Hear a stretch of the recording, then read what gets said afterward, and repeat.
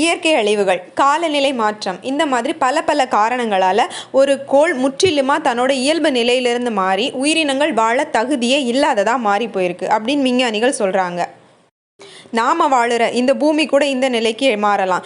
ஏன்னு பார்த்தீங்கன்னா, அப்படி மாறிப்போன அந்த கோளுக்கும் நாம் வாழுற இந்த பூமிக்கும் நிறைய ஒற்றுமைகள் இருக்குது. அந்த கோள் எது அப்படின்னு பார்த்தீங்கன்னா செவ்வாய் கிரகம் தான்.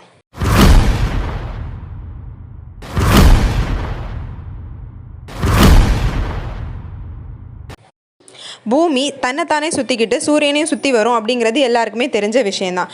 பூமி தன்னைத்தானே ஒரு தடவை சுற்றிக்க எடுத்துக்க நேரம் எவ்வளோ அப்படின்னு பார்த்தீங்கன்னா 23 மணி நேரம் 56 நிமிஷம். அது அதே மாதிரி நேராகவே சுற்றாது, ஒரு 25 டிகிரி சாய்ந்த கோணத்தில் தான் சுற்றி வரும். அதே மாதிரி செவ்வாய் கிரகம் பார்த்தீங்கன்னா ஒரு தடவை தன்னைத்தானே சுற்றிக்க எடுத்துக்கிற நேரம் எவ்வளோன்னு பார்த்தீங்கன்னா 24 மணி நேரம் 37 நிமிஷம். இதுவும் 23 டிகிரி சாய்ந்த கோணத்தில் தான் சுற்றி வரும். செவ்வாய் கிரகம் உருவான ஆரம்ப காலத்தில் பார்த்தீங்கன்னா பூமியை மாதிரியே கடல்கள் இருந்ததாகவும் அது அதோட மேக்னெட்டிக் ஃபீல்டுக்கு ஏற்பட்ட பாதிப்புனால காற்று மண்டலமும் கடலும் அழிஞ்சிட்டதாகவும் விஞ்ஞானிகள் சொல்கிறாங்க. இதை பற்றின ஆராய்ச்சிக்காக விஞ்ஞானிகள் மேற்கொண்ட முயற்சி தான் மிஷன் மங்கள்யான். இந்திய அரசாங்கம் அதிகாரப்பூர்வமாக ஒரு அறிவிப்பு வெளியிடுறாங்க 2012. செவ்வாய் கிரகத்துக்கு சேட்டலைட் அனுப்ப போகிறதா சொல்லி. ஆனால் அதுக்காக அவங்க ஒதுக்கீடு பண்ண தொகை எவ்வளோ அப்படின்னு பார்த்தீங்கன்னா 450 கோடி. இது ரொம்ப ரொம்ப குறைவான அமௌண்ட். ஏன்னா அதே நேரத்தில் தான் நாசாவும் செவ்வாய் கிரகத்துக்கு ஆர்பிட்டராக அனுப்ப போகிறதா சொல்லி அவங்க அதுக்கான வேலையில் ஈடுபட்டிருந்தாங்க. அவங்க அதுக்காக ஒதுக்கீடு பண்ண தொகை எவ்வளோன்னு பார்த்தீங்கன்னா $485 மில்லியன். அவங்களோட கம்பேர் பண்ணும்போது நமக்கான அமௌண்ட் ரொம்ப ரொம்ப ரொம்ப குறைவான அமௌண்ட். இவ்வளவு குறைவான தொகையில் முதல் முயற்சியிலேயே செவ்வாய் கிரகத்துக்கு போனது உலகளாவிய அளவில் ரொம்ப பாராட்டுக்குரிய விஷயம்.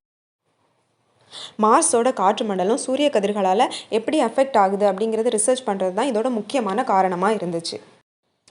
ஒரு கோள்லேருந்து இன்னொரு கோளுக்கு ஆர்பிட்டராக அனுப்புறது அவ்வளோ சுலபமான விஷயம் கிடையாது. ஏன்னு பார்த்தீங்கன்னா சூரியனை சுற்றி அவ்வளோ கோள்களும் ஒவ்வொரு சுற்றுவட்ட பாதையில் இயங்கிக்கிட்டே இருக்கும். ரொம்ப சரியாக கால்குலேட் பண்ணி செஞ்சால் மட்டும்தான் அதற்கான இலக்கை நம்மளால் அடைய முடியும். அதுக்கான வழி என்ன அப்படின்னு பார்த்தீங்கன்னா பூமி, சூரியன், செவ்வாய் இந்த 44 டிகிரி கோணத்தில் இருக்கும்போது நாம் ஆர்பிட்டரை அனுப்புகிறோன்னா கரெக்டாக போய் ரீச் ஆகிற மாதிரி இருக்கும். இந்த மாதிரி கோணத்தில் வர்றது 2013 வருது. இந்த வாய்ப்பை விட்டாங்கன்னா இன்னும் 780 நாட்களுக்கு அப்புறம் தான் இதை பண்ண முடியும். அதனால் அந்த ஒரு வருஷத்துக்குள்ளே விஞ்ஞானிகள் எல்லாரும் ரொம்ப கடின உழைப்பு முயற்சி பண்ணி நவம்பர் 5, 2013 இந்த முயற்சியை மேற்கொண்டு வெற்றிகரமாக முடித்தாங்க. நவம்பர் 5, 2013 PSLV C-25 அதாவது PSLVயோட 25வது மிஷன் தான் மங்கள்யான் வெற்றிகரமாக லான்ச் பண்ணாங்க. பூமியிலேருந்து ஏவப்பட்ட மங்கள்யான் 6 முறை பூமியோட சுற்றுவட்ட பாதையில் சுற்றி வரும். ஒவ்வொரு தடவை சுற்றி வரும்போதும் அதோட வேகத்தை அதிகரிச்சுக்கிட்டே இருப்பாங்க. இந்த மாதிரி வேகத்தை அதிகரிக்கும் போது மட்டும்தான் அதோட என்ஜின் ஆனில் இருக்கும். மற்ற நேரம் முழுக்க அதை ஆஃப் பண்ணி தான் வச்சுருப்பாங்க. இந்த மாதிரி விஞ்ஞானிகள் தினமும் ஒவ்வொரு தடவை அதோட சுற்றுவட்ட பாதையை அதிகரிச்சுக்கிட்டே இருந்தாங்க. ஆனால் 4வது தடவை இந்த மாதிரி அதிகரிக்க முயற்சி பண்ணும்போது அதோட என்ஜின் ஆன் ஆகவே இல்லை. அதுக்கப்புறமா விஞ்ஞானிகள் அதுக்கு அதிகமாக எரிபொருளை உபயோகித்து அதை சரி பண்ணாங்க. 6 நாளுக்கு அப்புறம் சூரியனோட ஈர்ப்பு விசையை நோக்கி பயணிக்க ஆரம்பிச்சது. இதுக்கப்புறம் பார்த்தீங்கன்னா அது சூரியனோட ஈர்ப்பு பாதையை பயன்படுத்தி செவ்வாயை நோக்கி ட்ராவல் பண்ணும். இந்த டைமில் அதோட வேகத்தை குறைக்கணும். அப்படி குறைக்கலைன்னா அது செவ்வாயை தாண்டி சூரியனோட சுற்றுவட்ட பாதையில் சுற்றிக்கிட்டே இருக்கும்.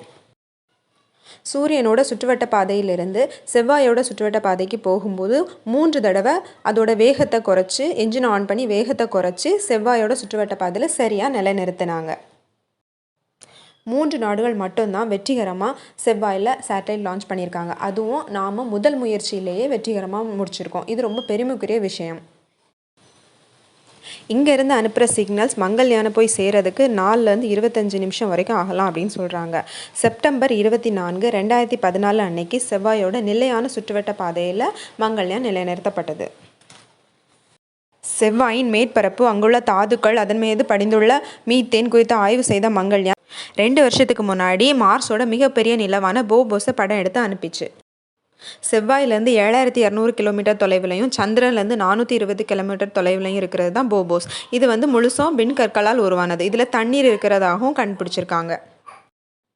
அக்டோபர் 2, 2022 செவ்வாய் கிரகத்தில் ஏற்பட்ட மிக நீண்ட கிரகணத்தால் மங்கள்யான் விண்கலத்தில் உள்ள எரிபொருள் தீர்ந்து அதனோடான தொடர்பு முழுவதுமாக துண்டிக்கப்பட்டதாக அதிகாரப்பூர்வமாக ISRO அறிவித்தாங்க.